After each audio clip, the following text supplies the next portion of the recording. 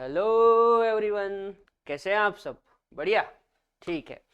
आज हम एल्कीन की केमिकल रिएक्शन को आगे कंटिन्यू करेंगे, ठीक है। पेन कहाँ है? चलो। आज हमको पढ़ना है ऑक्सीडेशन ऑफ एल्कीन, मतलब एल्कीन का ऑक्सीकरण, ठीक है। तो जो एल्कीन का ऑक्सीकरण है वो दो तरीके से यहाँ पे हम देखेंगे, बाय एल्कलाइन केमेनोफोर और बाय एसिडिक केमेनोफोर। एल्कलाइन केमेनोफोर मतलब क्षारीय केमेनोफोर द्वारा, और एसिडिक केमेनोफोर मतलब अम्लीय केमेनोफोर द्वारा, ठीक है। एक एक करके देखते हैं। सबसे पहले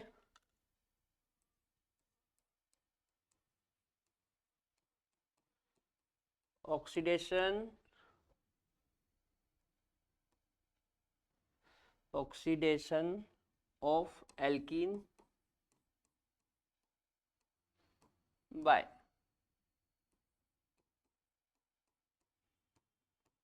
एल्कलाइन केमेनोफोर, ठीक है। अच्छा, एल्कलाइन केमेनोफोर की बात करें तो देखो क्या होता है। जैसे मान लो अपन ने कोई एग्जांपल लिया, R C H double bond C H R, ठीक है। और यहां पे लिख दिया जाए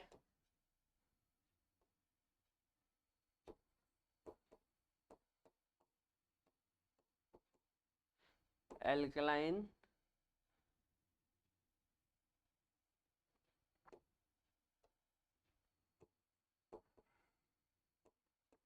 एल्कलाइन केमेनोफोर, ठीक है। क्या लिख दिया जाए? एल्कलाइन केमेनोफोर। तो हमको कुछ नहीं करना है बेटा, बस ये जो डबल बॉन्ड है इसके दोनों तरफ एक एक ओ OH लगाना है। डबल बॉन्ड के दोनों तरफ क्या लगाना है? एक एक ओ OH। एक ओ OH इस कार्बन पे लगा दो, एक ओ OH इस कार्बन पे लगा दो, ठीक है ना। तो ये कुछ ऐसा बनेगा, आर सी एच आर, और एक ओ OH ये, और एक ओ OH ये, ठीक है। तो ओ OH को हम एल्कोहल ओल ओल बोलते हैं। भाई जो एल्कोहल होता है, जो ओ OH ग्रुप होता है, उसको हम आईयूपीएसी में ओल कहते हैं। तो एक ओल ये हो गया और एक ओल ये हो गया, मतलब दो ओल हो गए। तो हम इसको बोल सकते हैं डाई ओल। क्या कह सकते हैं? डाई ओल। मतलब जब एल्कीन का हम ऑक्सीडेशन करवाएंगे किसकी उपस्थिति में? एल्कलाइन केमेनोफोर यानी कि क्षारीय केमेनोफोर की उपस्थिति में, तो डायोल बनेगा। क्या बनेगा? डायोल, है ना। नोट करो।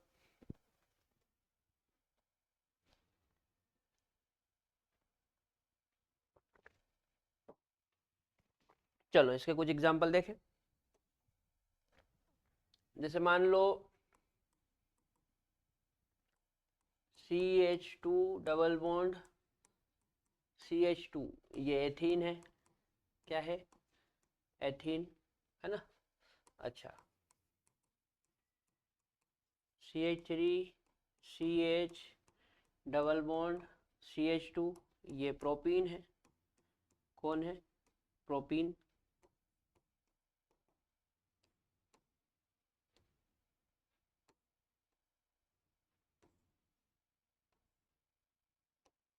ये हेक्सीन है, ठीक है। ऐसा कुछ भी हो सकता है। अच्छा, और एरो पे लिख दिया जाए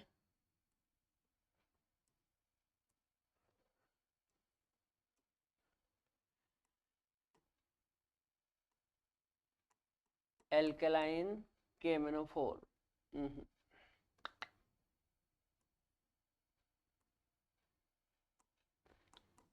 alkaline KMNO4, alkaline KMNO4। Alkaline KMNO4 मतलब क्षारीय KMNO4, है ना। एल्कलाइन KMNO4, ठीक है। तो हमको कुछ नहीं करना है, बस इस डबल बॉन्ड को बीच में से इस तरह से तोड़ेंगे और दोनों तरफ एक एक OH लगा देंगे, ठीक है ना। इसको बीच में से तोड़ेंगे और दोनों तरफ क्या लगा देंगे, एक एक OH। इसको बीच में से तोड़ेंगे और दोनों तरफ क्या लगा देंगे, एक एक OH। ऐसा करना है, ठीक है ना। तो यहाँ पे बनेगा CH2 CH2, एक OH यहाँ आ गया, एक OH यहाँ आ गया। आप इसको बोल सकते हो 1,2 डायोल। क्या बोल सकते हैं, 1,2 डायोल, है ना, 1,2 डायोल। अच्छा यहाँ पे देखो CH3 CH CH2, एक OH ये और एक OH ये, ठीक। अच्छा इसमें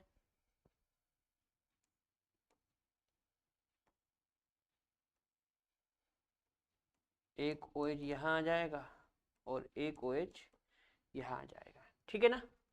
इस तरह से करना है। यदि IUPAC नाम लिखना है तो आप IUPAC नाम लिख सकते हैं, जैसे देखो 1 2 3, है ना। तो 3 कार्बन को नंबर मिला इसलिए प्रोप, सिंगल बॉन्ड है इसलिए N। अब एक ओल 1 पे है और एक 2 पे है, तो 1 2 डाई, 2 है ना, डाई ओल, 1 2 डाई ओल, ठीक। नोट कर लो। चलो आगे बढ़ते हैं, देखते हैं क्या है इसमें।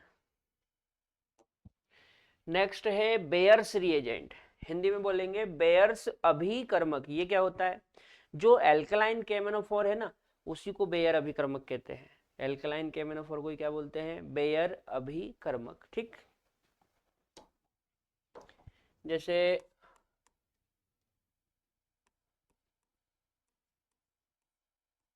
कोल्ड बोल दो या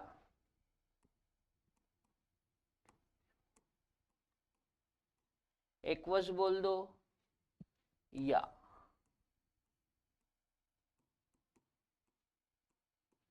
डाइल्यूट बोल दो या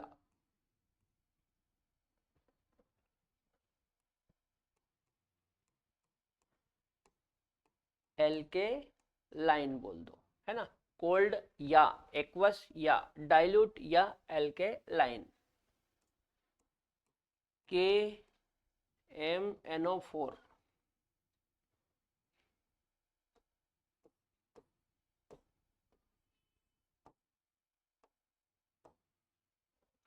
कोल्ड मतलब ठंडा, एक्वस मतलब जली, डाइल्यूट मतलब तनु, और एल्कलाइन मतलब क्षारी। तो कोल्ड या एक्वस या डाइल्यूट या एल्कलाइन KMNO4।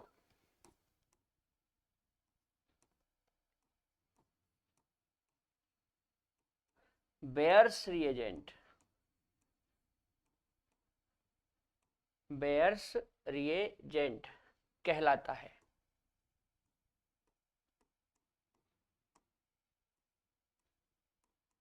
ठीक है बेटा, बेयर्स रिएजेंट कहलाता है। एक बात तो ये याद रखना। दूसरा,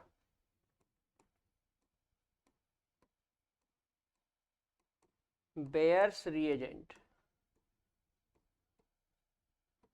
बेयर्स रिएजेंट, बेयर्स रिएजेंट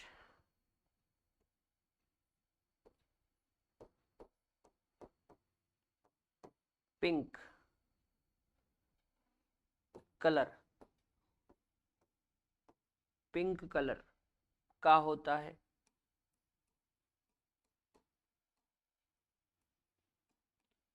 जो बेयर्स रिएजेंट है ये पिंक कलर का होता है।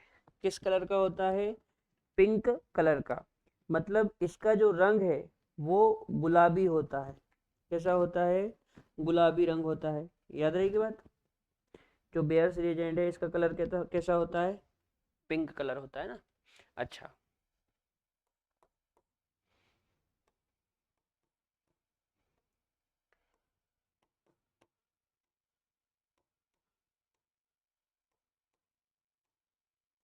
अभिक्रिया के दौरान, अभिक्रिया के दौरान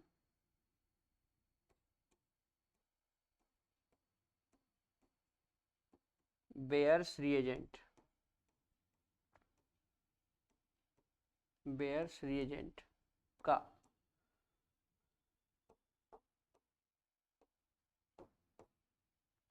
पिंक रंग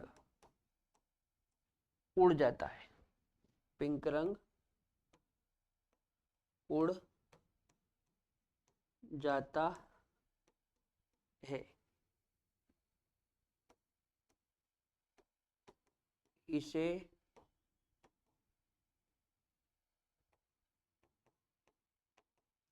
असंतृप्तता का परीक्षण कहते हैं।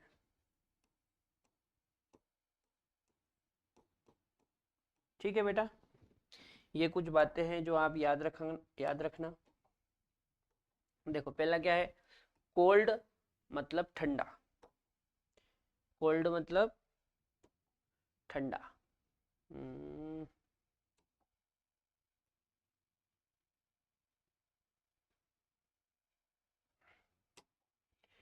कोल्ड मतलब ठंडा, एक्वस मतलब जली, डाइल्यूट मतलब तनु, और एल्कलाइन मतलब क्षारी। तो ठंडा या जली या तनु या क्षारी केमेनोफोर बेयर्स रिएजेंट कहलाता है। ठीक है, बेयर रिएजेंट कहलाता है। जो बेयर रिएजेंट है इसका रंग कैसा होता है, पिंक। तो बेयर रिएजेंट का पिंक कलर होता है। अगला, अभिक्रिया के दौरान बेयर्स रिएजेंट का पिंक कलर उड़ जाता है। ठीक है, अभिक्रिया के दौरान बेयर्स रिएजेंट का जो पिंक कलर है वो उड़ जाता है, इसे असंतृप्तता का परीक्षण कहते हैं। देखो सुनो क्या होता है, जो बेयर्स रिएजेंट है ये गुलाबी रंग का होता है, पिंक रंग का होता है, लेकिन जब अभिक्रिया होती है तो अभिक्रिया होने के बाद जो कंपाउंड बनता है उसमें इसका पिंक कलर नहीं दिखाई देता, मतलब इसका पिंक कलर गायब हो जाता है या उड़ जाता है। तो जब एल्कीन से इसने अभिक्रिया करी तो उस समय इसका पिंक कलर उड़ गया। इसी को बोलते हैं टेस्ट ऑफ अनसेचुरेशन, मतलब असंतृप्तता का परीक्षण। ठीक है ना, नोट करो।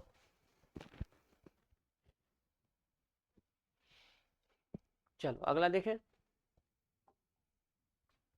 अगला है बाई एसिडिक केमेनोफोर, बाई एसिडिक केमेनोफोर, है ना। इसमें क्या होता है देखो,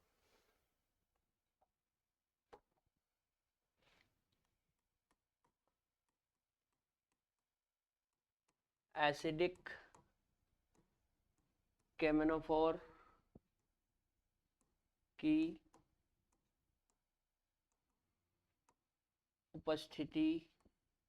उपस्थिति में एल्कीन का ऑक्सीडेशन, एल्कीन का ऑक्सीडेशन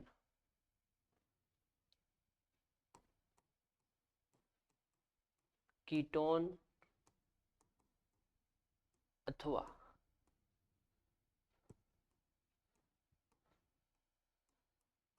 कार्बोक्सिलिक एसिड अथवा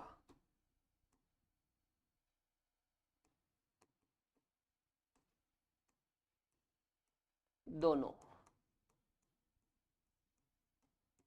में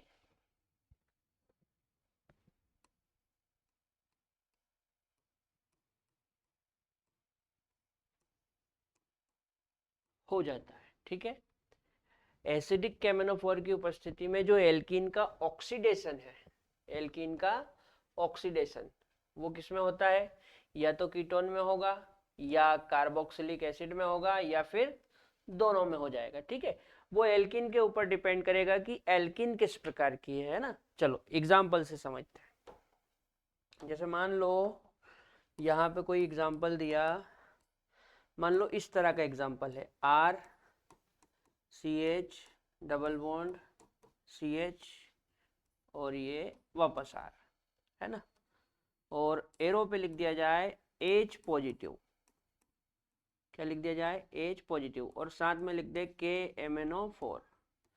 तो इसका मतलब है कि हमको एसिडिक KMnO4 दिया है। H पॉजिटिव के साथ में KMnO4 लिखा, मतलब एसिडिक KMnO4 है, और यहाँ पे ये प्रोडक्ट। ठीक, अब करना क्या है वो समझो है।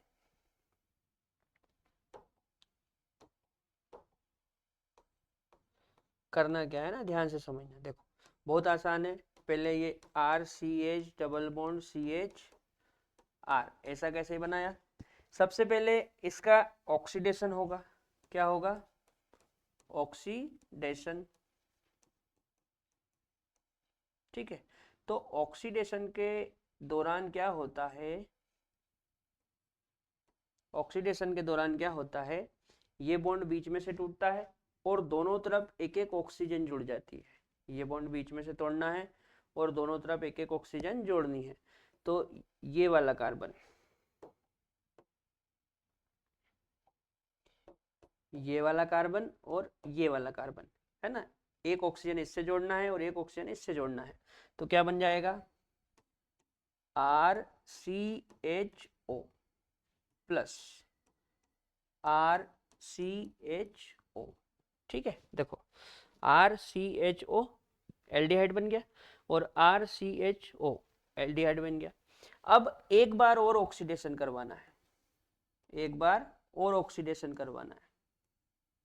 ठीक है, एक बार और ऑक्सीडेशन करवाएंगे तो ये जो एल्डिहाइड है ये कार्बोक्सिलिक एसिड में ऑक्सीकृत हो जाएगा और ये वाला भी कार्बोक्सिलिक एसिड में ऑक्सीकृत हो जाएगा। ठीक है ना, मतलब हमारी जो रिएक्शन है, इस रिएक्शन में मेन प्रोडक्ट ये बनेगा, कार्बोक्सिलिक एसिड। ठीक है, ये मेन प्रोडक्ट है, मेन प्रोडक्ट।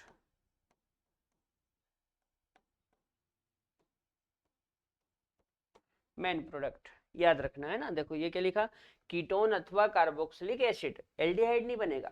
बीच में एल्डिहाइड बनता है लेकिन उसका और आगे ऑक्सीडेशन होकर कार्बोक्सिलिक एसिड बन जाता है। तो यहाँ पे हमारा जो मेन प्रोडक्ट होगा वो कार्बोक्सिलिक एसिड होगा। ठीक है, चलो कुछ और एग्जांपल से समझते हैं इसको। जैसे मान लो एग्जांपल इस तरह से दिया हुआ है, R R C H sorry C double bond CHR, इस तरह से है। ठीक है, और यहाँ पे लिख दिया जाए H पॉजिटिव और साथ में KMnO4 और ये प्रोडक्ट। ठीक,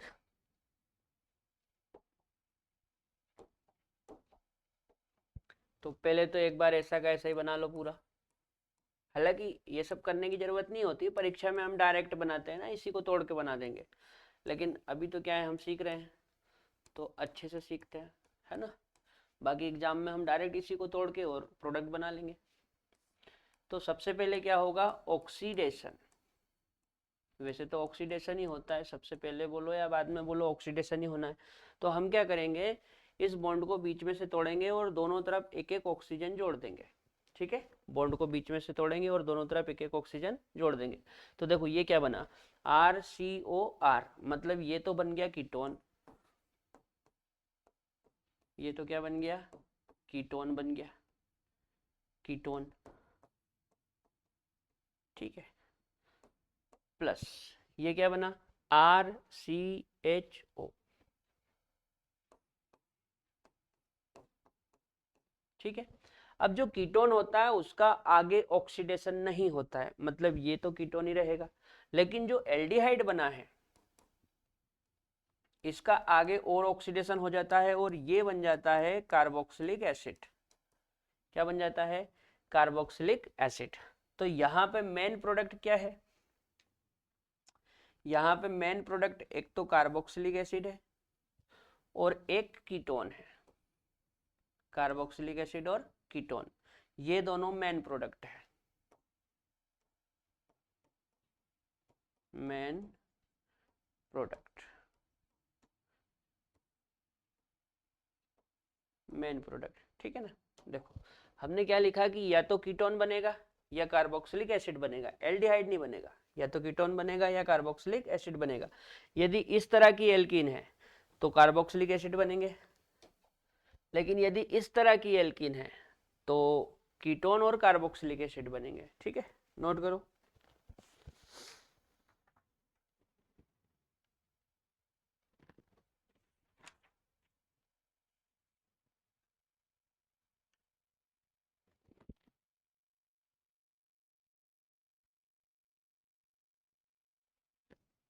चलो कुछ और समझे। जैसे मान लो इस तरह से है, RCH डबल बॉन्ड CH2, इस तरह से है ना, और यहाँ पे लिख दिया जाए H पॉजिटिव और साथ में KMnO4 और ये प्रोडक्ट। ठीक है,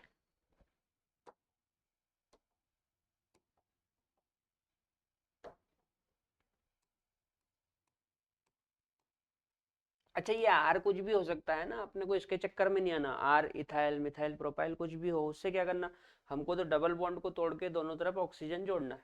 ठीक है ना, तो देखो RCH डबल बॉन्ड CH2, ठीक है, ऑक्सीडेशन होगा।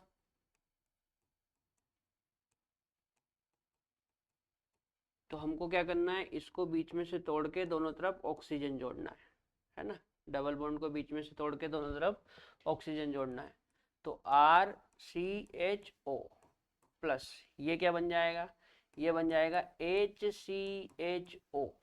ये कैसे बना, देखो ये CH2O बनेगा, क्या बनेगा, CH2O, CH2O ऐसा बनेगा ना, CH2O बनेगा, देखो CH2O। अब यदि इसमें से एक H में कार्बन के पीछे कर दूं तो HCHO हो जाएगा, मतलब जो CH2O है वो एक्चुअल में ये है HCHO, फॉर्मेल्डिहाइड। ठीक है, अच्छा लेकिन इसमें एल्डिहाइड तो बनता ही नहीं है, इसमें या तो कीटोन या कार्बोक्सिलिक एसिड बनता है, मतलब इसका आगे और ऑक्सीडेशन होगा। ठीक है ना, तो जब इसका आगे और ऑक्सीडेशन करवाओगे तो ये बन जाएगा कार्बोक्सिलिक एसिड, और ठीक इसी प्रकार इसका भी आगे ऑक्सीडेशन होगा तो ये बन जाएगा फॉर्मिक एसिड, बन गया फॉर्मिक एसिड। लेकिन यहाँ पे एक दिक्कत और है, यदि फॉर्मिक एसिड बनता है तो उसका आगे और ऑक्सीडेशन हो जाता है, यदि फॉर्मिक एसिड बनता है तो उसका आगे और ऑक्सीडेशन हो जाता है। तो ये आपका CO2 प्लस H2O बनेगा, ये जो फॉर्मिक एसिड है इसका आगे और ऑक्सीडेशन होगा तो क्या बनेगा, CO2 प्लस H2O। देखो ये तो हो गया CO2 और H2 और ये O, तो H2O। तो मेन प्रोडक्ट यहाँ पे ये है कार्बोक्सिलिक एसिड और CO2 प्लस H2O, ये मेन प्रोडक्ट है।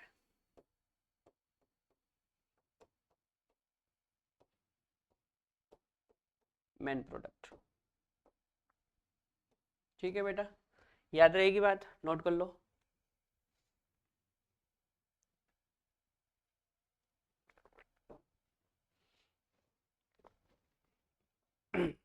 चलो कुछ और देखें। जैसे मान लो इस तरह से है,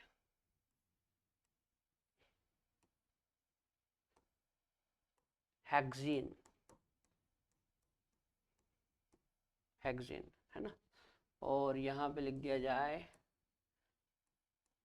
H पॉजिटिव साथ में KMnO4। H पॉजिटिव मतलब एसिडिक KMnO4 है ना, H पॉजिटिव का मतलब एसिड और ये KMnO4, तो एसिडिक KMnO4। अच्छा तो करना क्या है, देखो ये यहाँ पे दोनों कार्बन के बीच में डबल बॉन्ड है तो इसको बीच में से तोड़ के दोनों तरफ ऑक्सीजन लगा देंगे, है ना, तो ये कुछ ऐसा बनेगा CHO CH2 CH2 CH2 CH2 और CHO। भाई पूरे इसमें कितने कार्बन हैं, देखो यदि मैं नंबर दूं तो 1 2 3 4 5 6, पूरे 6 कार्बन है। तो 1 2 3 4 5 और ये 6, ठीक है ना। तो 1 नंबर वाला और 6 नंबर वाला कार्बन क्या बन गए, एल्डिहाइड। लेकिन इसमें एल्डिहाइड तो बनता ही नहीं है, मतलब एल्डिहाइड का आगे और ऑक्सीडेशन करवाना है। तो हम क्या करेंगे, इसका आगे और ऑक्सीडेशन करवा देंगे। एक बार और ऑक्सीडेशन होगा तो एसिड बन जाएगा। क्या बन जाएगा, एसिड, ठीक है ना। तो ये इस तरह से बनेगा COOH COOH CH2 CH2 CH2 CH2 COOH, ठीक है ना। ये हमारा मेन प्रोडक्ट होगा, ठीक, ये हमारा मेन प्रोडक्ट होगा यहाँ पे।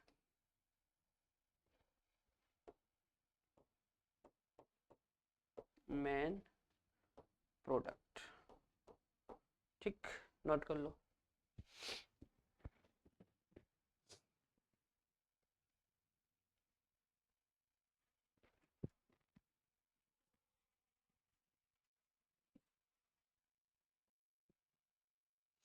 अब यहाँ पे मैं आपको कुछ की पॉइंट बताता हूँ, है ना। पार्टीशन करके बताऊं, 2 पार्टीशन में बता देता हूँ, देखो समझ में आ जाएगा आपको। जैसे RCH double bond CH R, ठीक है, RCH double bond CH R, और ये रहा हमारा एरो, ठीक। और ठीक है, कैसे यहाँ पे बना देता हूँ, RCH double bond RCH double bond CH R और ये, ठीक। अच्छा, अब बात को समझना है ना। जैसे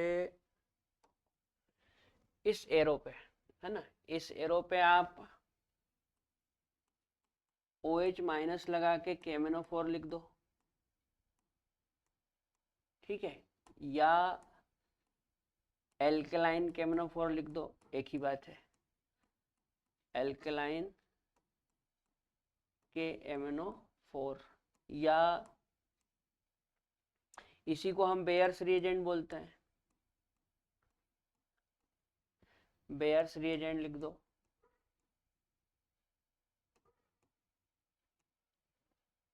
ठीक है।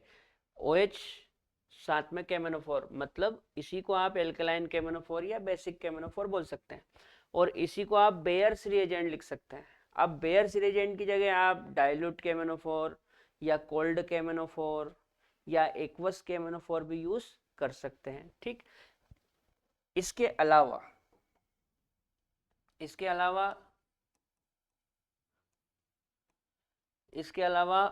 ओस्मियम टेट्रा ऑक्साइड, कौन, osmium tetra oxide, osmium tetra oxide, और साथ में H2O, अथवा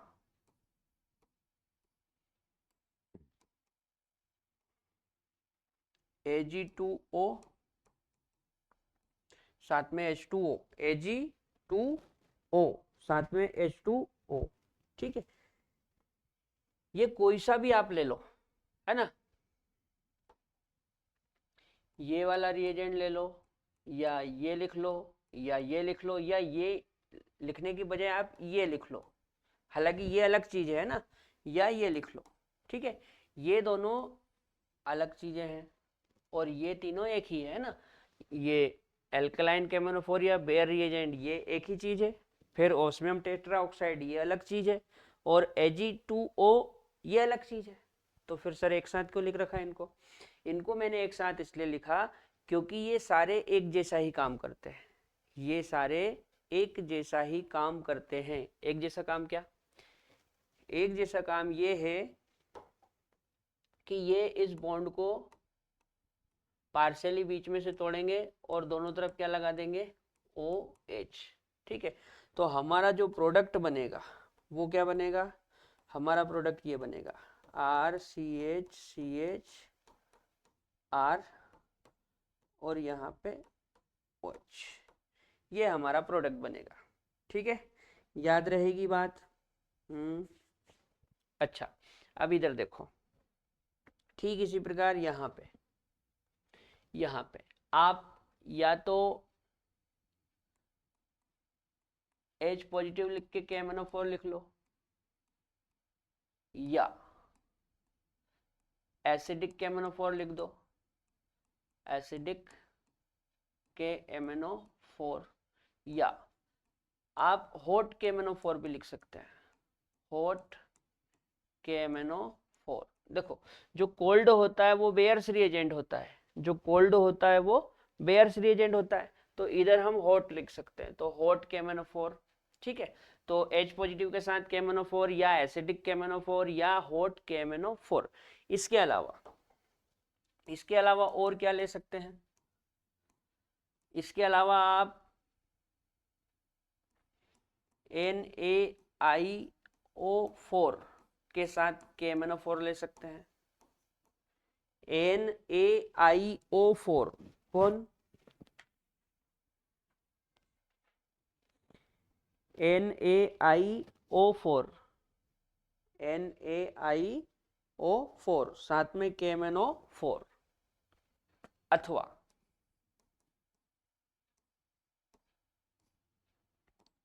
H पॉजिटिव और साथ में K2Cr2O7, अथवा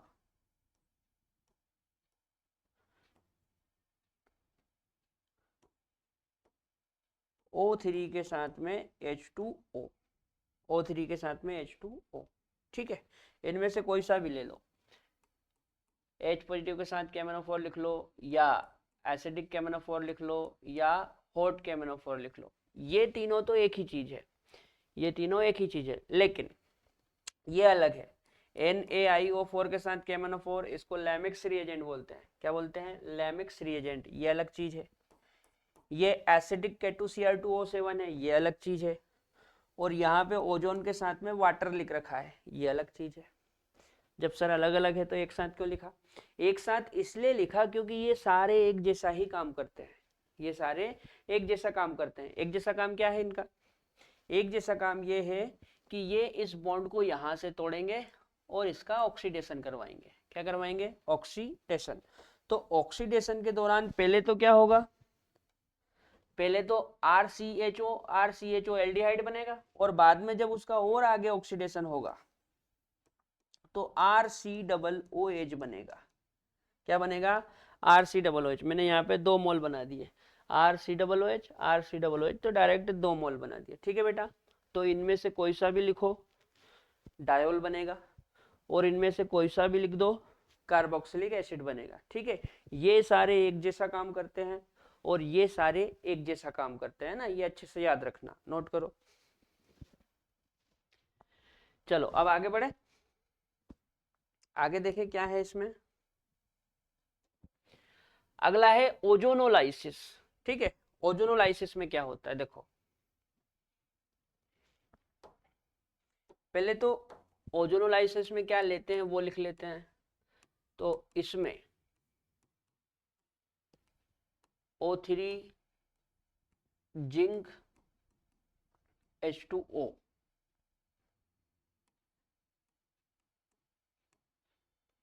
लिया जाता है। ठीक है बेटा, ये ओजोनोलाइसिस की पहचान है। कहीं पे भी एरो पे O3 मतलब ओजोन के साथ में जिंक और वाटर लिखा हो, मतलब समझ जाओ कि ओजोनोलाइसिस होगा। ठीक, अच्छा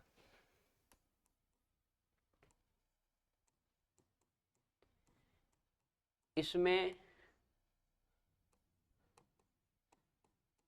एल्कीन का ऑक्सीडेशन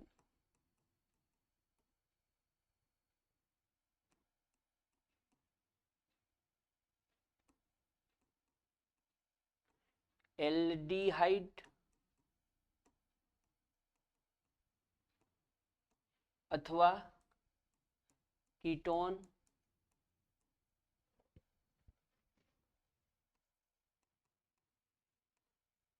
अथवा दोनों में होता है। ठीक है, यहां पर भी एल्कीन का ऑक्सीडेशन होता है, लेकिन एल्कीन का ऑक्सीडेशन एल्डिहाइड और कीटोन पे जाके रुक जाता है, जबकि इससे पहले जो हम देख रहे थे ये एसिडिक कैमेनोफोर, ये क्या करता है, ये एल्डिहाइड को आगे और ऑक्सीडाइज करवाता है और क्या बना देता है, कार्बोक्सिलिक एसिड। ठीक है ना, जबकि जबकि जो ये तो सब एसिड वाले ही हैं,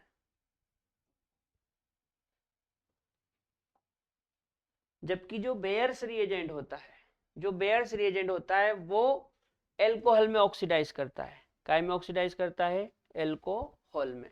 ठीक है ना, याद रहेगी बात।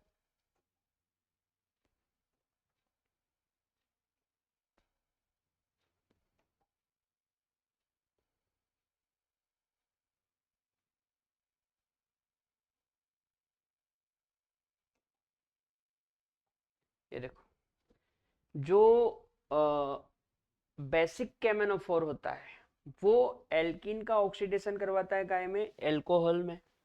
जो एसिडिक कैमेनोफोर है वो एल्कीन का ऑक्सीडेशन करवाएगा कीटोन और कार्बोक्सिलिक एसिड में। जबकि ओजोनोलाइसिस में एल्कीन का ऑक्सीडेशन होता है एल्डिहाइड अथवा कीटोन अथवा दोनों में। वो डिपेंड करेगा कि एल्कीन किस प्रकार की है। ठीक है, चलो एग्जांपल से समझते हैं। जैसे मान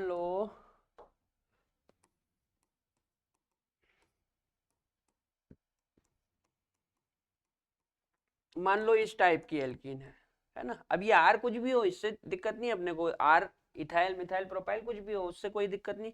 हमको ये समझना है कि करना क्या होता है। तो ये एल्कीन हो गई, यहाँ पे O3 साथ में जिंक और साथ में वाटर लिखते हैं। ठीक है, ये ओजोनोलाइसिस की पहचान है। ठीक, या तो इस टाइप की एल्कीन हो या फिर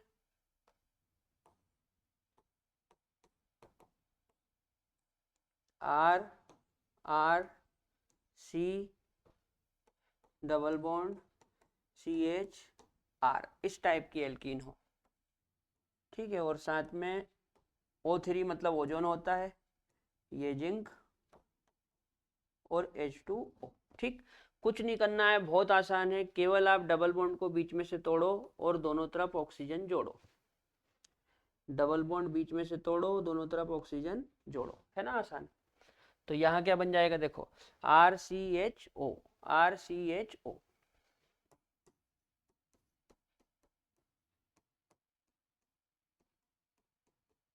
ये बना है एल्डिहाइड, लेकिन इस तरह की एल्कीन है तो देखो ये क्या बना, RCOR RCHO, मतलब एक तो बन गया कीटोन और एक बन गया एल्डिहाइड। ठीक है बेटा, तो वो डिपेंड करता है कि आपने जो एल्कीन ली है वो किस टाइप की है। ठीक है, यदि इस टाइप की एल्कीन है तो एल्डिहाइड बनेगा, और इस टाइप की एल्कीन है तो कीटोन और एल्डिहाइड दोनों बनेंगे। ठीक है, नोट करो।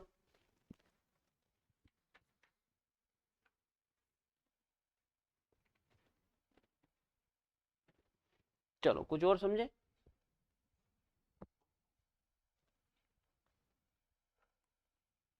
जैसे मान लो CH2 या इस तरह से है, CH3 CH double bond CH2, ये प्रोपीन है। कौन है, प्रोपीन। और एरो पे लिख दिया जाए O3 जिंक और साथ में H2O। तो हम क्या करेंगे, इसको बीच में से तोड़ेंगे और दोनों तरफ एक एक ऑक्सीजन जोड़ेंगे। तो ये क्या बन गया, CH3CHO, ये एसिटल्डिहाइड है। और ये क्या बना, CH2O CH2O। इसको आप ऐसे भी लिख सकते हो, एक H को पीछे कर दो, ये। तो ये आपका फॉर्मेल्डिहाइड है। क्या है, फॉर्मेल्डिहाइड। ये एसिटल्डिहाइड है।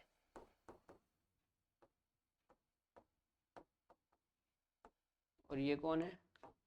फॉर्मेल्डिहाइड।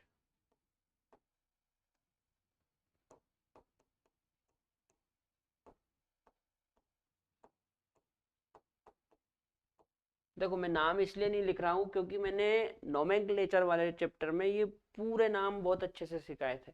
यदि आपको नाम लिखने में समस्या होती है या आपसे नाम नहीं बनते हैं तो आप नोमेनक्लेचर वाले वीडियो देखें। वहाँ पे मैंने बेसिक नाम, आयुपेशी नाम, कॉमन नाम, जितने भी तरह के नाम होते सब बताए थे। ठीक है, तो आप वहाँ जाके देखें, समझे। चलो, जैसे मान लो इस तरह से है हेक्सिन, हेक्सिन, ठीक है, और एरो पे लिख दिया जाए O3 जिंक और H2O। तो हमको कुछ नहीं करना है, इसको बीच में से तोड़ो और दोनों तरफ एक एक ऑक्सीजन जोड़ो। ठीक है ना, तो ये इस तरह से बनेगा।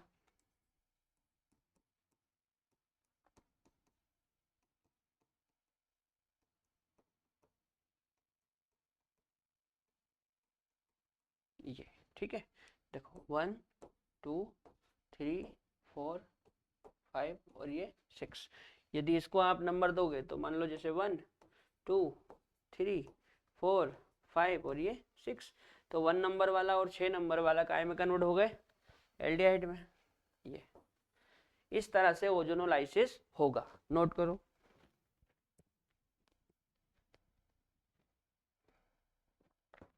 चलो, एक काम की बात आप समझ लो, जो ओजोनोलाइसिस है ना, इसमें ओजोनाइड बनता है। ओजोनोलाइसिस में ओजोनोइड बनता है, जो विस्फोटक होता है। कैसा होता है? विस्फोटक। ठीक है, जो ओजोनोलाइसिस की प्रक्रिया है इसमें क्या बनता है? ओजोनाइट। क्या बनता है? ओजोनाइट। और ये ओजोनाइट कैसा होता है? विस्फोटक होता है। ठीक है, याद रहेगी बात। ओजोनाइट कैसा होता है? विस्फोटक होता है ना। ओजोनाइट कैसा होता है? विस्फोटक होता है।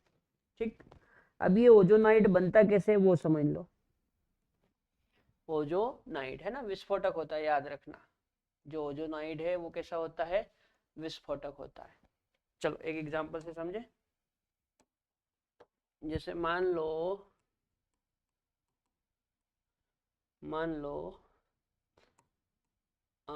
ये ले लेते हैं CH3 CH double bond CH3। ठीक, और एरो पे लिख दिया जाए O3 जिंक और H2O, है ना, और ये product.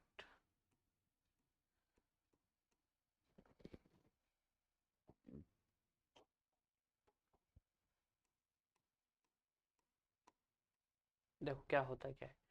CH3 CH double bond CH3। सबसे पहले यहाँ पे ओजोन आके जुड़ेगा। कौन जुड़ेगा? ओजोन। कैसे?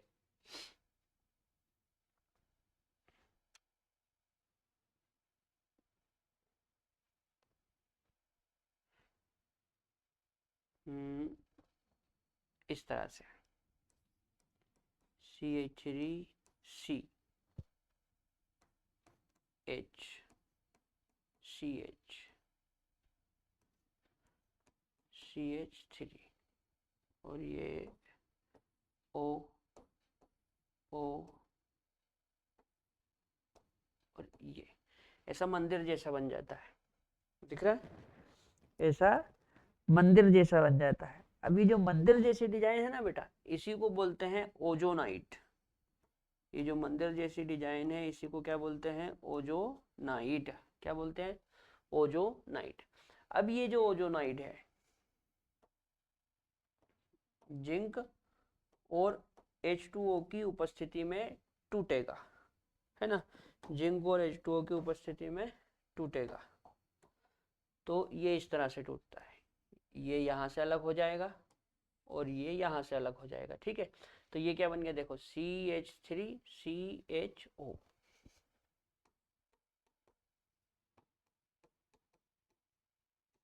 प्लस CH3CHO,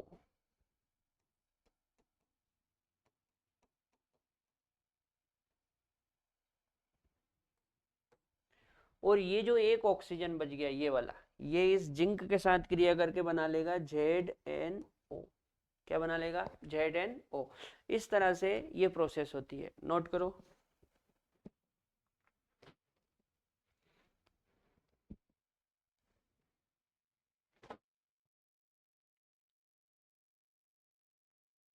वाटर वैसे का वैसे ही रहेगा, है ना, ठीक है। तो मेरे हिसाब से आपको ओजोनोलाइसिस समझ में आ गया होगा। आगे बढ़े। नेक्स्ट है पॉलीमराइजेशन। पॉलीमराइजेशन, पॉलीमराइजेशन में क्या होता है,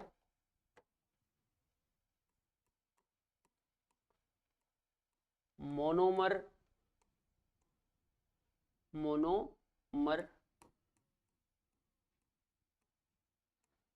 पॉलीमर में बदलता है। मोनोमर किस में बदलता है, पॉलीमर में। मोनोमर पॉलीमर में बदलता है। मोनोमर से पॉलीमर बन जाएगा, मोनोमर से क्या बन जाएगा, पॉलीमर। मोनोमर मतलब होता है एकलक और पॉलीमर मतलब बहुलक। तो एकलक से बहुलक बन जाएगा। कैसे, एग्जाम्पल से समझे। जैसे मान लो आपने लिया CH2 डबल बॉन्ड CH2, ये एथीन है, ये क्या है, एथीन। आपने एथीन के बहुत सारे मोल ले लिए, आगे एन लगाया, इसका मतलब हमने एथीन के बहुत सारे मोल ले रखे। तो आपने एथीन के बहुत सारे मोल ले लिए, साथ में आपने हाई टेम्परेचर, हाई प्रेशर और कैटलिस्ट लगा दिया, ठीक है। एथीन के ऊपर क्या लगा दिया, हाई टेम्परेचर, हाई प्रेशर और कैटलिस्ट। तो क्या होगा, तो आपकी जो एथीन है ये बन जाएगी पॉलीथीन। जो एथीन है वो क्या बन जाएगी, पॉलीथीन, इस तरह से, ठीक है। इसको बोलते हैं पॉलीथीन। क्या बोलते हैं, पॉलीथीन। तो जो एथीन है ये मोनोमर है, एथीन क्या है, मोनोमर। और जो पॉलीथीन है ये पॉलीमर है, जो पॉलीथीन है ये क्या है, पॉलीमर, ठीक है बेटा। पॉलीथीन क्या है, पॉलीमर। पॉलीथीन तो आप जानते होंगे, मार्केट में जो हम सामान रख के लाते हैं पॉलीथीन, वो वाला पॉलीथीन। तो एथीन से बन गया पॉलीथीन, है ना, नोट करो। तो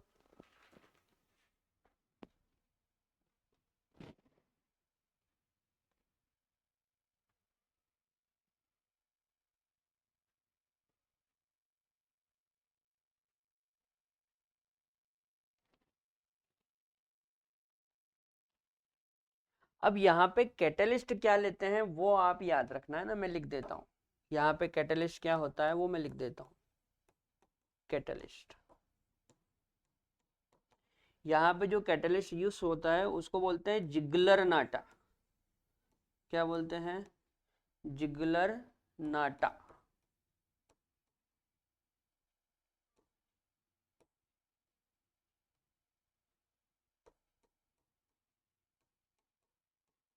जिगलर नाटा कैटलिस्ट। यहाँ पे जो कैटलिस्ट यूज होता है उस कैटलिस्ट का नाम क्या है, जिगलर नाटा।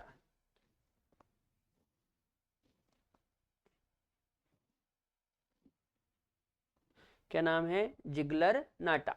जिगलर नाटा क्या होता है, देखो एल्यूमिनियम के साथ में ट्राई इथाइल प्लस टाइटेनियम के साथ में Cl4, तो पूरा इसको ऐसा बोलेंगे try ethyl aluminium plus titanium tetrachloride. देखो ये 3 है तो ट्राई, और ये इथाइल तो try ethyl aluminium plus titanium tetrachloride. इस पूरे को मिला के क्या बोलते हैं बेटा? जिगलर नाटा कैटलिस्ट। क्या बोलते हैं? जिगलर नाटा कैटलिस्ट। और ये जो कैटलिस्ट है ये पॉलीमराइजेशन में यूज होता है ये, ठीक है, नोट कर लो।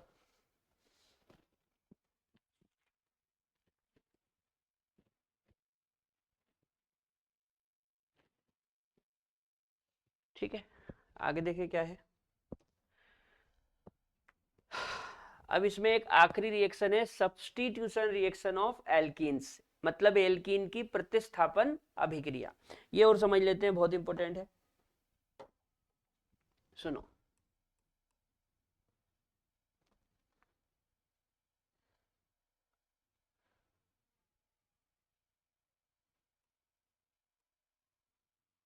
उच्च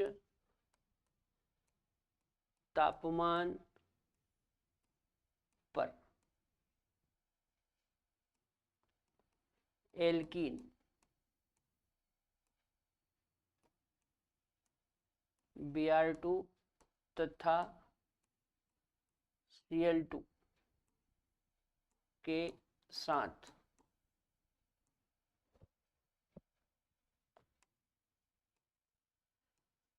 प्रतिस्थापन, मतलब सब्स्टिट्यूशन,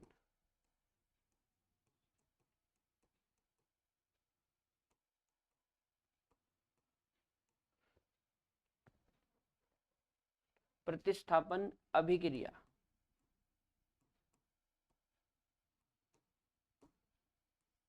देती है।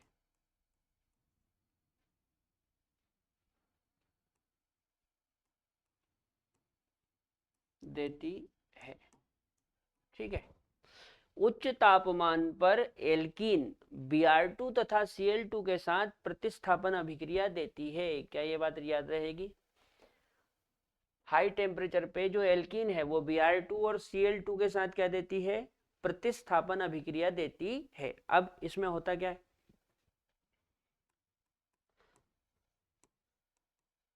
इस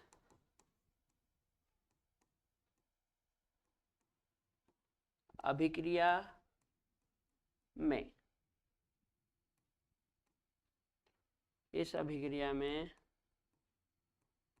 allylic hydrogen, allylic hydrogen bromine अथवा क्लोरीन द्वारा प्रतिस्थापित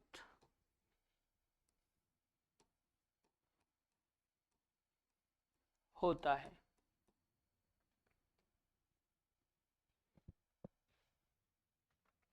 इस अभिक्रिया में एलाइलिक हाइड्रोजन Br अथवा Cl द्वारा प्रतिस्थापित होता है, ठीक है। अब कैसे प्रतिस्थापित होता है वो एग्जाम्पल से समझते हैं। जैसे मान लो कोई एग्जाम्पल लिखा हमने CH2 डबल बॉन्ड CH3, ठीक है। और मान लो यहाँ पे लिख दिया जाए Br2 और साथ में लिख दिया जाए 500 डिग्री सेल्सियस टेम्परेचर। अब सीधी सी बात है, 500 डिग्री सेल्सियस टेम्परेचर है यानी कि बहुत अधिक टेम्परेचर है, ठीक। अब इसमें होता क्या है वो समझो, है ना। और यहाँ पे लिख दिया जाए प्रोडक्ट, ठीक है। अच्छा, एक काम की बात समझो, जैसे ये दोनों sp2 कार्बन है, जो डबल बॉन्ड कार्बन होता है उसको हम क्या बोलते हैं? sp2 कार्बन बोलते हैं। तो यदि मैं इस sp2 कार्बन से नंबर दूं, इस sp2 कार्बन से क्या दूं? नंबर दूं, है ना। इस sp2 कार्बन से नंबर देना चालू करूं तो देखो ये 1, ये 2 और ये 3, 1 2 3, यहां से इस sp2 कार्बन से नंबर देंगे तो 1 2 3। जो तीसरे नंबर का कार्बन है ये बेटा एलाइलिक कार्बन होता है। कौन सा कार्बन होता है? ये एलाइलिक कार्बन होता है। और एलाइलिक कार्बन पे जो हाइड्रोजन है उनको बोलते हैं एलाइलिक हाइड्रोजन। याद रहेगी बात। डबल बॉन्ड के एक सिरे से नंबर देना चालू करेंगे 1 2 3, तो जो तीसरे नंबर का कार्बन होगा उसको एलाइलिक कार्बन मानेंगे, और उस पे जो हाइड्रोजन होंगे उन्हें बोलेंगे एलाइलिक हाइड्रोजन। तो ये जो एलाइलिक हाइड्रोजन है इसका प्रतिस्थापन ब्रोमीन के द्वारा होगा। ठीक है, कैसे होगा? थोड़ा छोटा कर ले इसको।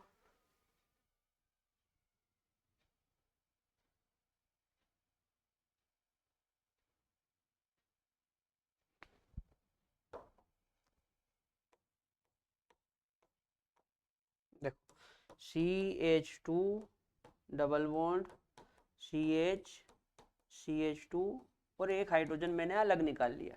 ठीक है, प्लस कितने बी आर है? 2। ये और ये आपका टेम्परेचर। ठीक, अच्छा, तो ये जो एच है ये एक बी आर के साथ यहाँ से बाहर हो जाएगा। देखो नंबर 2 1 2 3। तो ये हमारा एलाइलिक कार्बन है, इसका एक हाइड्रोजन बी आर के साथ यहाँ से बाहर हो जाएगा और दूसरा वाला बी आर इसकी जगह पे आके शिफ्ट हो जाएगा।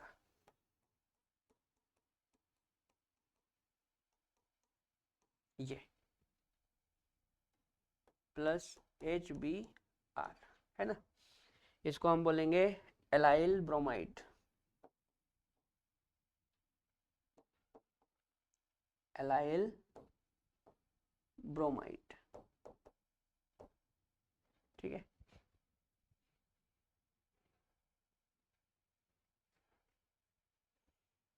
नोट करो।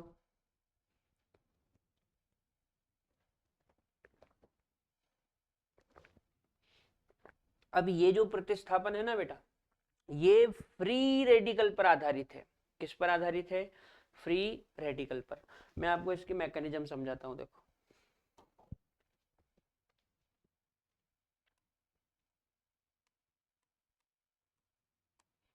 मैकेनिज्म, ठीक है, ये जो हमने एग्जांपल लिया ना ये वाला, ये इसी की मैं आपको मैकेनिज्म बता रहा हूं, है ना।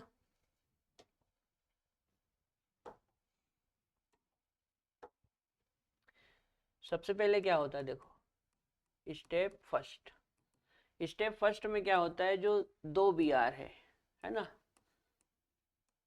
उनके बीच का जो बॉन्ड है वो हाई टेम्परेचर पे टूटेगा।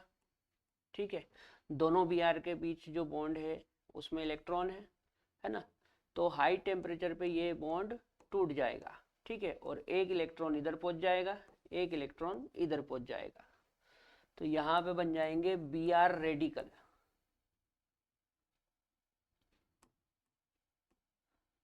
क्या बन जाएंगे?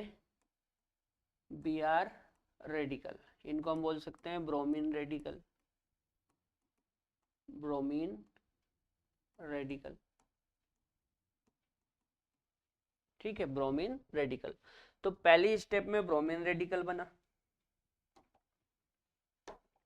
अब दूसरी स्टेप में क्या होता है? दूसरी स्टेप में एल्कीन को लेते हैं, ये है ना, इसका एक हाइड्रोजन हम बाहर निकाल लेते हैं, ये, और ये एक बी आर रेडिकल।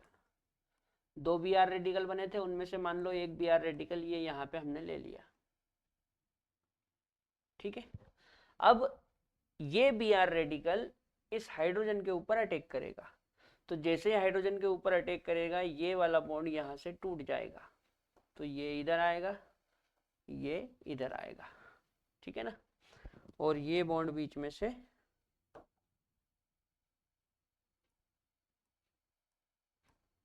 टूट जाएगा। ठीक है, तो यहाँ पे कुछ इस तरह से बनेगा CH2 डबल बॉन्ड CH2 और ये रेडिकल प्लस HBr। ठीक, अब तीसरी स्टेप में क्या होता है? CH2 डबल बॉन्ड CH2 और ये रेडिकल। अच्छा इसको देखो, इसमें रिजोनेंस हो रहा है, radical single double, radical single double, तो हम बोलेंगे स्टेबल बाय रिजोनेंस। ये जो रेडिकल है, ये जो रेडिकल है फ्री रेडिकल, ये रिजोनेंस के द्वारा स्थायी है, रेडिकल सिंगल डबल, तो स्टेबल बाय रिजोनेंस, रिजोनेंस के द्वारा स्थायी है, ठीक है ना। अब दो Br रेडिकल बने थे जिसमें से एक तो यहाँ आ गया, एक और बचा ये वाला, तो इसको यहाँ पे लाते हैं। अब ये दोनों रेडिकल आपस में मिलेंगे, ये दोनों रेडिकल आपस में मिलेंगे और दोनों मिलके एक नया बॉन्ड तैयार कर लेंगे, है ना। दोनों मिलके एक नया बॉन्ड तैयार कर लेंगे, ये रेडिकल इस रेडिकल से मिलेगा और दोनों मिलके क्या कर लेंगे, एक नया बॉन्ड तैयार कर लेंगे।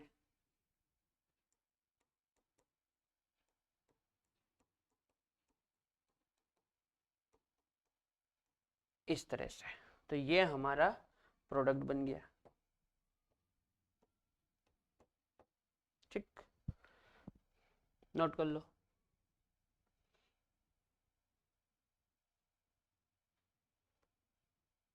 है ना, ये इसकी मैकेनिज्म है, फ्री रेडिकल पे आधारित है ना, एल्कीन की जो प्रतिस्थापन अभिक्रिया है वो फ्री रेडिकल पे आधारित है, याद रखना। चलो इसके कुछ और एग्जांपल देखें।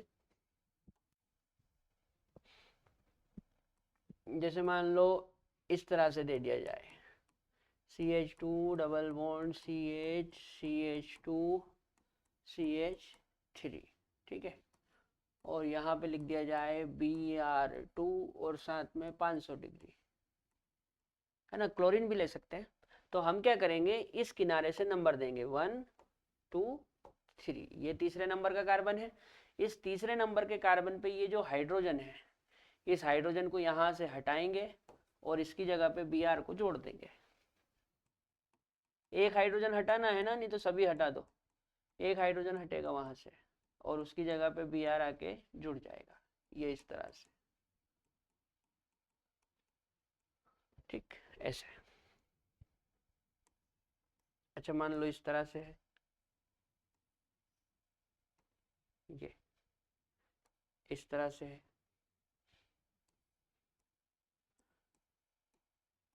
Br2 और 500 डिग्री सेल्सियस। तो हमने क्या करना है, किसी भी एक किनारे से नंबर देना। जैसे मान लो यदि मैं यहाँ से नंबर देता हूँ 1, तो ये हो जाएगा 2 और ये हो जाएगा 3, ठीक है। तो ये जो तीसरे नंबर का कार्बन है ये एलाइलिक कार्बन है और यहाँ पे जो हाइड्रोजन होगा उसको एलाइलिक हाइड्रोजन बोलेंगे। तो यहाँ से हाइड्रोजन को हटा के उसकी जगह पे Br जोड़ना है,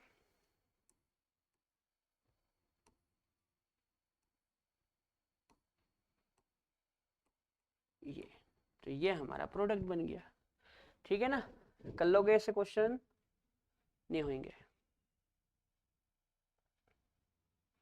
नोट करो, बहुत आसान है, कुछ नहीं करना है, डबल बॉन्ड के एक सिरे से 1 2 3 करते हुए जाना है। जो तीसरे नंबर का कार्बन होगा उसको हम बोलेंगे एलाइलिक कार्बन और उस एलाइलिक कार्बन पे जो हाइड्रोजन होगा उसको बोलेंगे एलाइलिक हाइड्रोजन। तो एलाइलिक हाइड्रोजन को अलग करके और उसकी जगह पे Br को जोड़ना है, बस इतना भर करना है, ठीक है। चलो इसके बाद हमको समझना है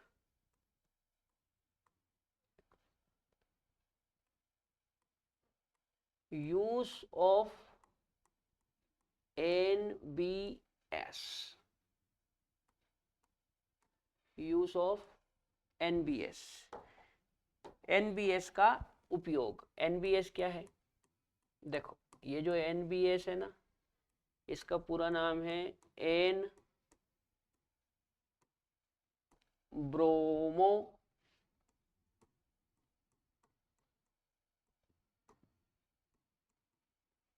सक्सीनामाइड। NBS का पूरा नाम क्या है, एन ब्रोमो सक्सीनामाइड, और इसकी जो स्ट्रक्चर होती है वो इस तरह से होती है।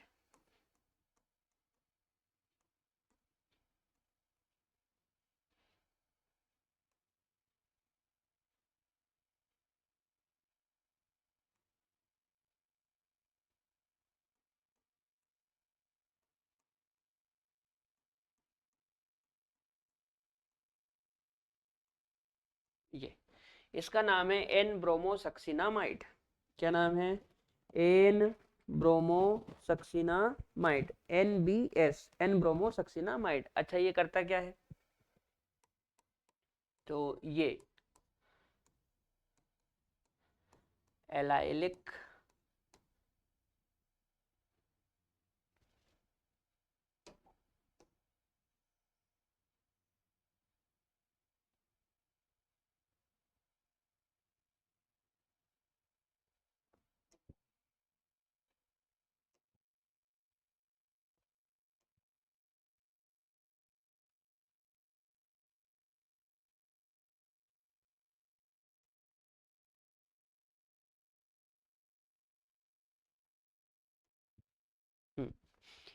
ये जो NBS है ना, ये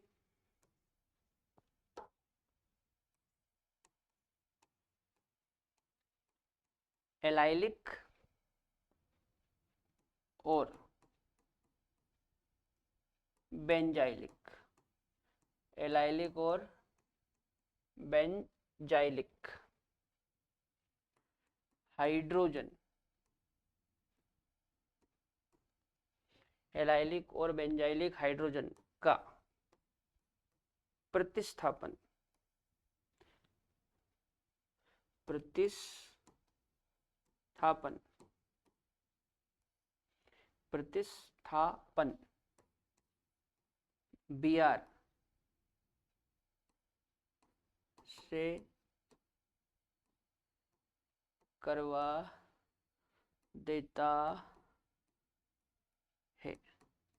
ठीक है, क्या लिखा? ये मतलब NBS, ये एलाइलिक और बेंजाइलिक हाइड्रोजन, एलाइलिक और बेंजाइलिक हाइड्रोजन का प्रतिस्थापन Br से करवा देता है। ठीक है, चलो रिएक्शन से समझे। थोड़ा छोटा कर लेते हैं, एक ही जगह दोनों आ जाएगा।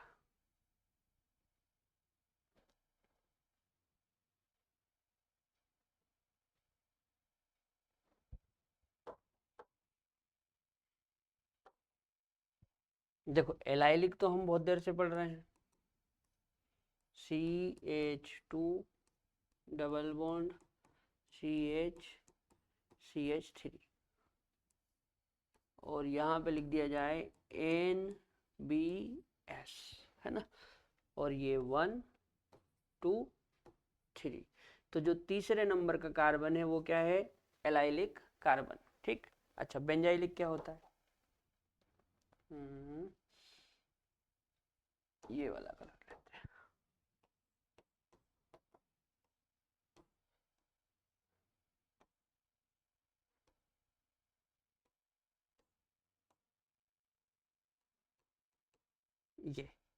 ये जो कार्बन है ना, ये इसको बोलते हैं बेंजाइलिक कार्बन।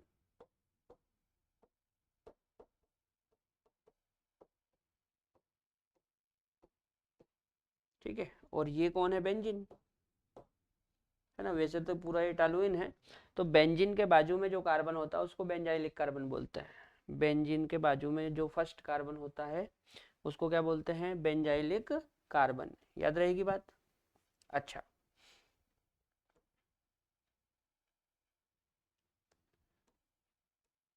और यहाँ पे लिख दिया जाए NBS। क्या लिख दिया जाए? NBS।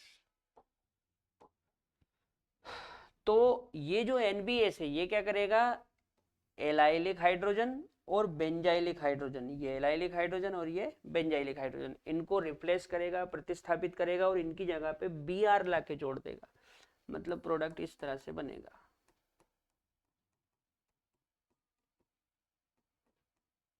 ये, और यहाँ पे क्या बनेगा?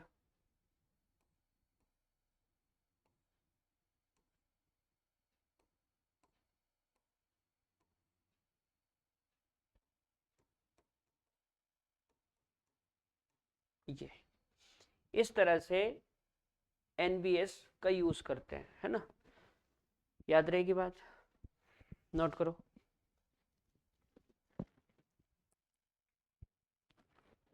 चलो कुछ और देखें।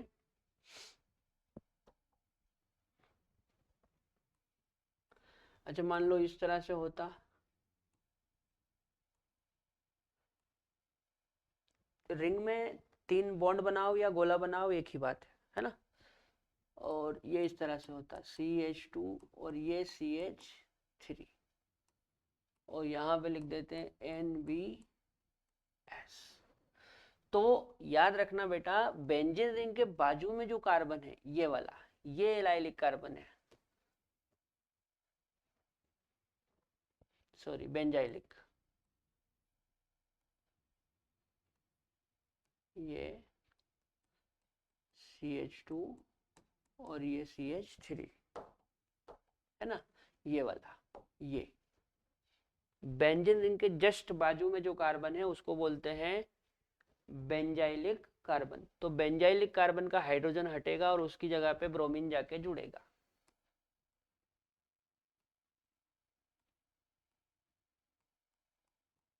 ये यहाँ पे Br आ गया और ये ऐसा का ऐसा ही। अब ये कितनी लंबी चेन हो, है ना, कितनी लंबी चेन हो, उससे हमको कुछ नहीं करना है, हमको बेंजीन रिंग के पास में जो कार्बन है उस पे Br को चिपकाना है। ठीक है, याद रहेगी बात। चलो अच्छा मान लो इस तरह से दे दे, जैसे ये कोई क्वेश्चन है यहाँ पे और यहाँ पे एक CH3 लगा दिया जाए, है ना, और यहाँ पे लिख दिया जाए NBS, तो बताओ क्या करोगे। देखो बात को समझना है, यदि मैं यहाँ से नंबरिंग चालू करूँ 1 2 तो यहाँ पे 3 आएगा। मतलब एक तो मेरे पास ये वाला कार्बन है जिसको मैं क्या बोल सकता हूँ, एलाइलिक,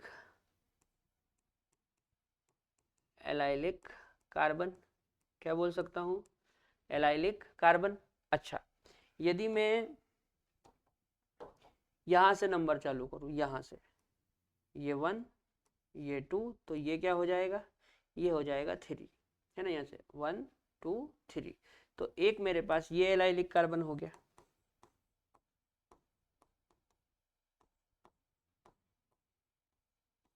तो यहाँ तो दोनों ही एलाइलिक कार्बन है, फिर क्या करें, तो दोनों एलाइलिक कार्बन से हाइड्रोजन को हटाओ और वहां पे Br को लगाओ, तो समझ में आ जाएगा कि क्या बनेगा। ठीक है ना।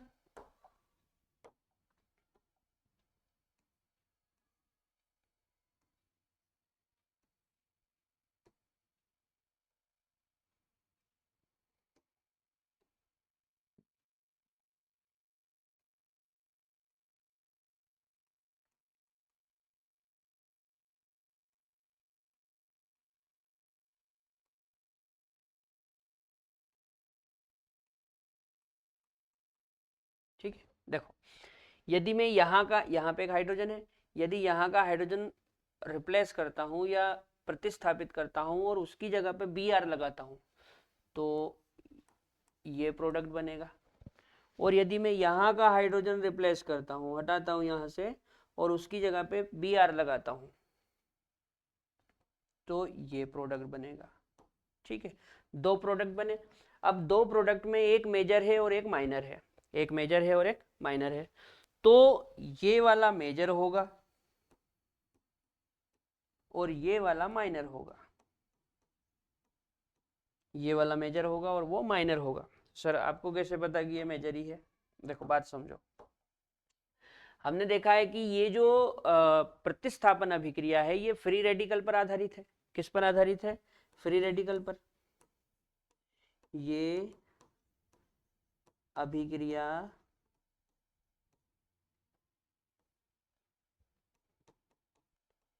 फ्री रेडिकल पर आधारित है।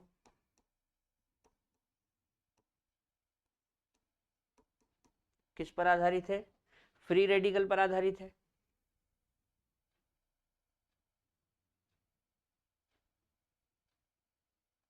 फ्री रेडिकल पर आधारित है। ठीक है, ये माइनर है, ये कौन है, माइनर। मेजर मतलब होता है मुख्य, और माइनर मतलब होता है अल्प। तो ये अभिक्रिया फ्री रेडिकल पर आधारित है, ठीक है ना। और फ्री रेडिकल की स्टेबिलिटी क्या होती है? फ्री रेडिकल की स्टेबिलिटी, फ्री रेडिकल की स्टेबिलिटी क्या होती है? फ्री रेडिकल की स्टेबिलिटी होती है 3 डिग्री, 2 डिग्री और 1 डिग्री। फ्री रेडिकल की स्टेबिलिटी क्या होती है? 3 डिग्री, 2 डिग्री, 1 डिग्री। मतलब जो 3 डिग्री फ्री रेडिकल है वो ज्यादा स्टेबल होता है, उससे कम 2 डिग्री और सबसे कम 1 डिग्री। अब बात को समझना है, देखो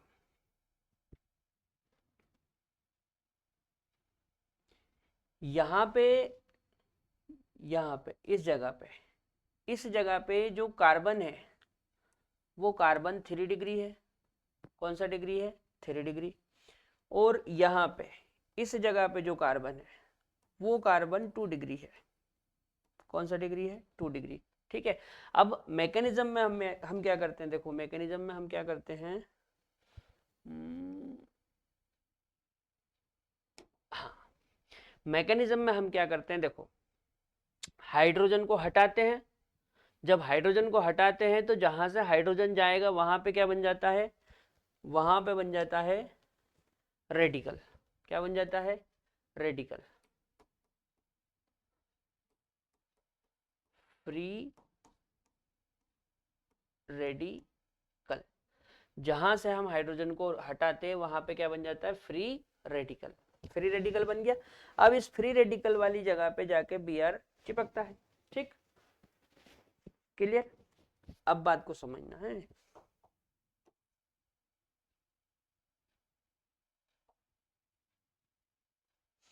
यहां पे देखो, यहां पे आपने क्या करा, यहां से हाइड्रोजन को हटाया। जब यहां से हाइड्रोजन को हटाया तो इसकी जगह पे ब्रोमीन आके जुड़ा। लेकिन जब आपने हाइड्रोजन को हटाया होगा तो यहाँ पे रेडिकल भी तो बनाया होगा। तो यहाँ पे जो रेडिकल बना होगा वो कौन सा डिग्री होगा? 3 डिग्री। ठीक इसी प्रकार जब आपने यहाँ से हाइड्रोजन हटाया होगा, यहाँ से इस जगह से हाइड्रोजन हटाया होगा तो यहाँ पे रेडिकल बना होगा। तो वो रेडिकल कौन सा डिग्री बना होगा? 2 डिग्री। अब स्टेबिलिटी में 3 डिग्री की स्टेबिलिटी 2 डिग्री से ज्यादा है। मतलब यहाँ जो रेडिकल बनेगा वो मोर स्टेबल होगा और यहाँ जो रेडिकल बनेगा वो लेस स्टेबल बनेगा। तो मोर स्टेबल रेडिकल से जो प्रोडक्ट बनता है उसको मेजर कहते हैं, और लेस स्टेबल से जो प्रोडक्ट बनता है उसे माइनर कहते हैं। याद रहेगी बात? नोट करो।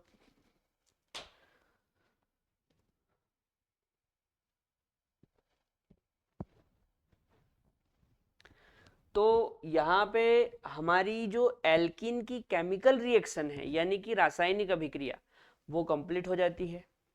एल्कीन की रासायनिक अभिक्रिया कंप्लीट हो जाती है। कल के लेक्चर में मैं आपको डाइन के बारे में पढ़ाऊंगा। तब तक के लिए जय राम जी की।